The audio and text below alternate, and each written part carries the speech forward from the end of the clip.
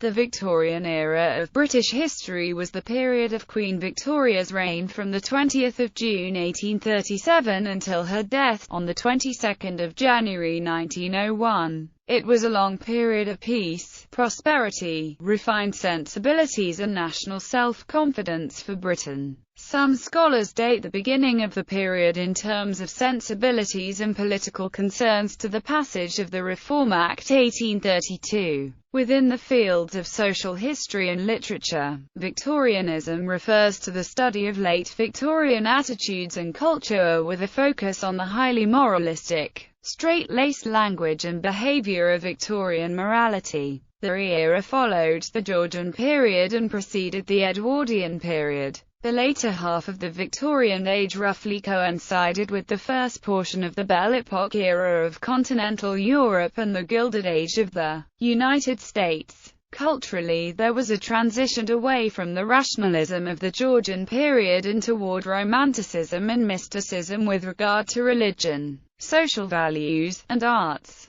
In international relations, the era was a long period of peace, known as the Pax Britannica, and economic, colonial, and industrial consolidation, temporarily disrupted by the Crimean War in 1854. The end of the period saw the Boer War. Domestically, the agenda was increasingly liberal with a number of shifts in the direction of gradual political reform, industrial reform and the widening of the voting franchise. Two especially important figures in this period of British history are the Prime Ministers Benjamin Disraeli and William Gladstone, whose contrasting views changed the course of history. Disraeli, favoured by the Queen, was a gregarious Tory. His rival Gladstone, a liberal distrusted by the Queen, served more terms and oversaw much of the overall legislative development of the era. The population of England and Wales almost doubled from 16.8 million in 1851 to 30.5 million in 1901. Scotland's population also rose rapidly, from 2.8 million in 1851 to 4.4 million in 1901. Ireland's population, however, decreased sharply, from 8.2 million in 1841 to less than 4.5 million in 1901. Mostly due to the Great Famine. At the same time, around 15 million emigrants left the United Kingdom in the Victorian era, settling mostly in the United States, Canada, New Zealand and Australia. During the early part of the era, the House of Commons was headed by the two parties, the Whigs and the Conservatives. From the late 1850s onwards, the Whigs became the Liberals. These parties were led by many prominent statesmen including Lord Melbourne, Sir Robert Peel, Lord Derby, Lord Palmerston, William Ewart Gladstone, Benjamin Disraeli, and Lord Salisbury. The unsolved problems relating to Irish Home Rule played a great part in politics in the later Victorian era, particularly in view of Gladstone's determination to achieve a political settlement. Political and diplomatic history. Progress. Victoria became Queen in 1837 at age 18. Her long reign until 1901 was generally characterized mostly by peace and prosperity. There were no great wars. Britain reached the zenith of its economic, political, diplomatic and cultural power. The era saw the fleshing out of the Second British Empire. Historians have characterized the mid-Victorian era as Britain's golden years. There was prosperity, as the national income per person grew by half. Much of the prosperity was due to the increasing industrialization, especially in textiles and machinery, as well as to the worldwide network of trade and engineering that produced profits for British merchants and experts from across the globe. There was peace abroad, and social peace at home. Opposition to the new order melted away, says Porter. The Chartist movement peaked as a democratic movement among the working class in 1848. Its leaders moved to other pursuits, such as trade unions and cooperative societies. The working class ignored foreign agitators like Karl Marx in their midst, and joined in celebrating the new prosperity. Employers typically were paternalistic, and generally recognized the trade unions. Companies provided their employees with welfare services ranging from housing, schools and churches, to libraries, baths, and gymnasia. Middle-class reformers did their best to assist the working classes aspire to middle-class norms of respectability. There was a spirit of libertarianism, says Porter, as people felt they were free. Taxes were very low, and government restrictions were minimal. There were still problem areas, such as occasional riots, especially those motivated by anti-Catholicism. Society was still ruled by the aristocracy and the gentry, which controlled high government offices, both houses of parliament, the church, and the military. Becoming a rich businessman was not as prestigious as inheriting a title and owning a landed estate. Literature was doing well, but the fine arts languished as the Great Exhibition of 1851 showcased Britain's industrial prowess rather than its sculpture, painting or music. The educational system was mediocre. The capstone universities were likewise mediocre. Historian Llewellyn Woodward has concluded, for leisure or work, for getting or spending, England was a better country in 1879 than in 1815. The scales were less weighted against the weak, against women and children, and against the poor. There was greater movement, and less of the fatalism of an earlier age. The public conscience was more instructed, and the content of liberty was being widened to include something more than freedom from political constraint. Yet England in 1871 was by no means an earthly paradise. The housing and conditions of life of the working class in town and country were still a disgrace to an age of plenty. Population in the Victorian era. The Victorian era was a time of unprecedented demographic increase in Britain. The population rose from 13.9 million in 1831 to 32.5 million in 1901. Two major factors affecting population growth are fertility rates and mortality rates. Britain was the first country to undergo the demographic transition and the agricultural and industrial revolutions.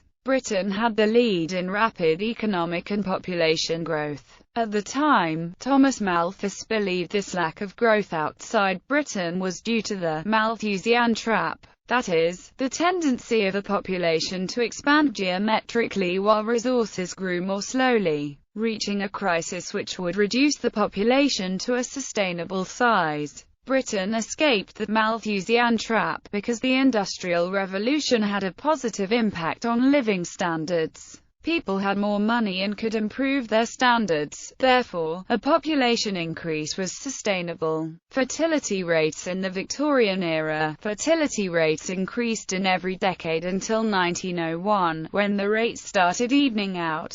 There are several reasons for the increase in birth rates. One is biological. With improving living standards, the percentage of women who were able to have children increased. Another possible explanation is social. In the 19th century, the marriage rate increased, and people were getting married at a very young age until the end of the century, when the average age of marriage started to increase again slowly. The reasons why people got married younger and more frequently are uncertain. One theory is that greater prosperity allowed people to finance marriage and new households earlier than previously possible. With more births within marriage, it seems inevitable that marriage rates and birth rates would rise together. Birth rates were originally measured by the crude birth rate, births per year in population per every 1,000 people. This is thought not to be accurate enough, as key groups and the fertility rates are not clear. It also does not take into account population changes, e.g., same number of births in a smaller population. It was then changed to the net reproduction rate, which only measured the fertility rate of women who were capable of giving birth.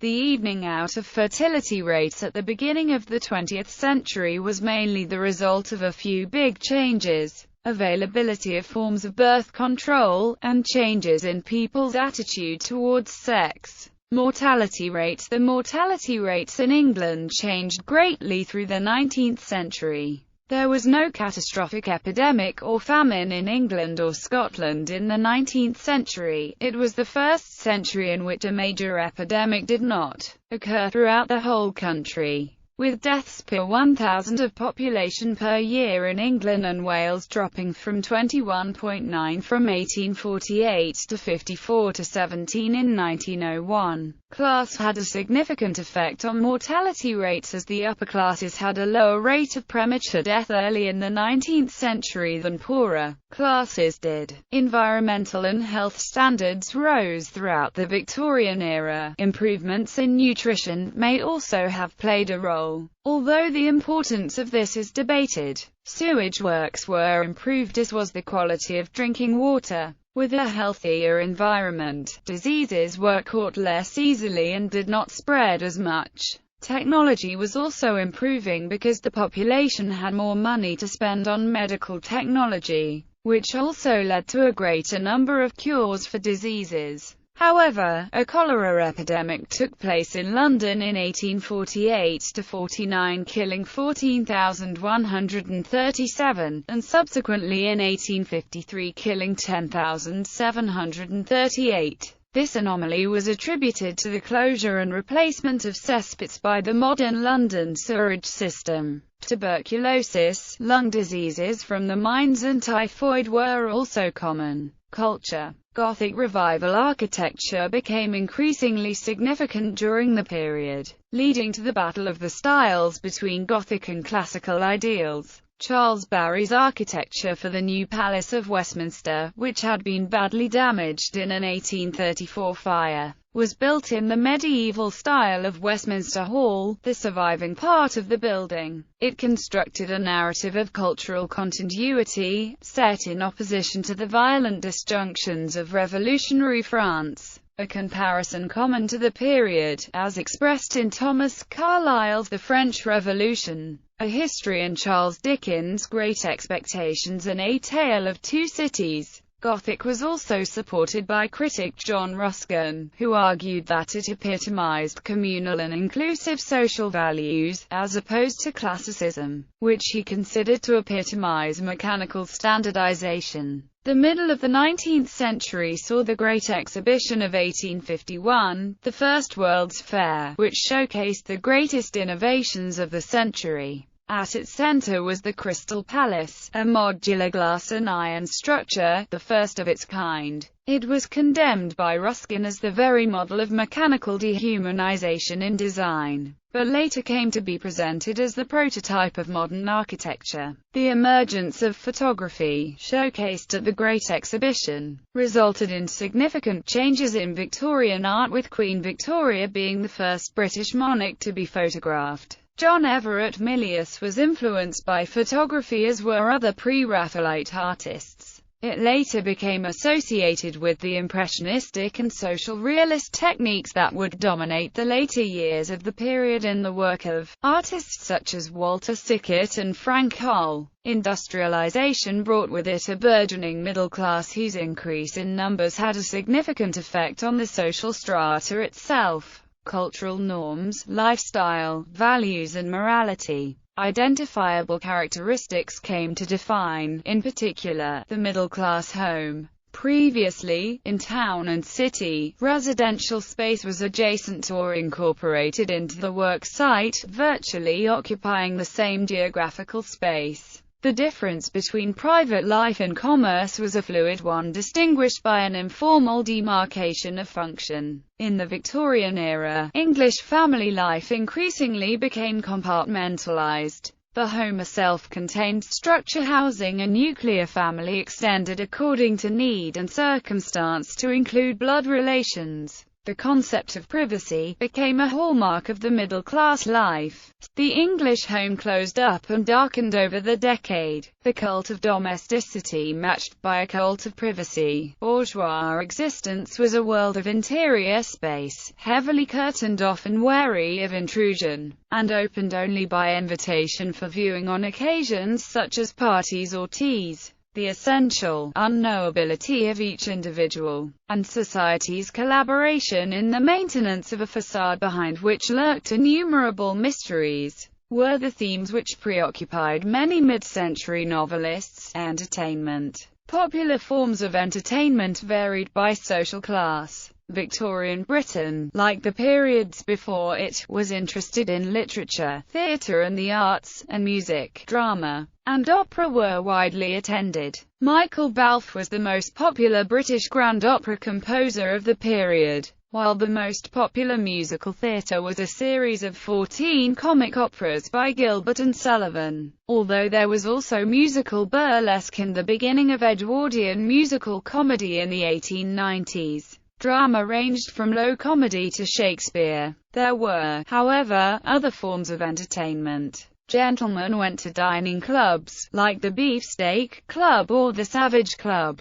Gambling at cards in establishments popularly called casinos was wildly popular during the period, so much so that evangelical and reform movements specifically targeted such establishments in their efforts to stop gambling, drinking, and prostitution. Brass bands and the bandstand became popular in the Victorian era. The bandstand was a simple construction that not only created an ornamental focal point, but also served acoustic requirements whilst providing shelter from the changeable British weather. It was common to hear the sound of a brass band while strolling through parklands. At this time musical recording was still very much a novelty. The Victorian era marked the golden age of the British circus. Astley's Amphitheatre in Lambeth, London, featuring equestrian acts in a 42-foot wide circus ring, was the epicenter of the 19th century circus. The permanent structure sustained 3 fires but as an institution lasted a full century, with Andrew Ducrow and William Batty managing the theatre in the middle part of the century. William Batty would also build his own 14,000-person arena, known commonly as Batty's Hippodrome, in Kensington Gardens and draw crowds from the Crystal Palace exhibition. Travelling circuses, like Pablo Fanck's, dominated the British provinces, Scotland, and Ireland. Fanck also stands out as a black man who achieved great success and enjoyed great admiration among the British public only a few decades after Britain had abolished slavery. Another form of entertainment involved spectacles where paranormal events, such as mesmerism, communication with the dead, ghost conjuring and the like, were carried out to the delight of crowds and participants. Such activities were more popular at this time than in other periods of recent Western history. Natural history became increasingly an amateur activity, particularly in Britain and the United States. This grew into specialist hobbies such as the study of birds, butterflies, seashells, beetles and wildflowers. Amateur collectors and natural history entrepreneurs played an important role in building the large natural history collections of the 19th and early 20th centuries. Middle-class Victorians used the train services to visit the seaside, helped by the Bank Holiday Act of 1871, which created a number of fixed holidays. Large numbers travelling to quiet fishing villages such as Worthing, Brighton, Morecambe and Scarborough began turning them into major tourist centres, and people like Thomas Cook saw tourism and even overseas travel as viable businesses.